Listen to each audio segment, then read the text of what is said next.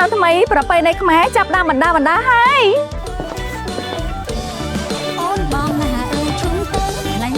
កុំរំលងតោះនាំគ្នាលេងល្បែងប្រជាប្រិយខ្មែរយើងបរិយាពេញហួតក៏មានអ្វីពិសេសផ្ដល់ជូនអតិថិជនផងដែរនោះគឺកម្មវិធី Premier League Deal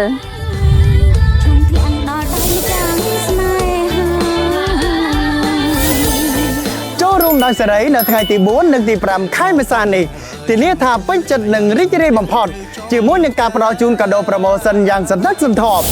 កម្មវិធីរបស់យើងនឹងធ្វើឡើងនៅទីតាំងការិយាល័យលក់បរិយាពេញហួត Grand Star Platinum ខណ្ឌច្បារអំពៅចាប់ពីម៉ោង 9 ព្រឹកទៅដល់ម៉ោង 6 ល្ងាចពេញផ្ទះមុនឆ្នាំថ្មី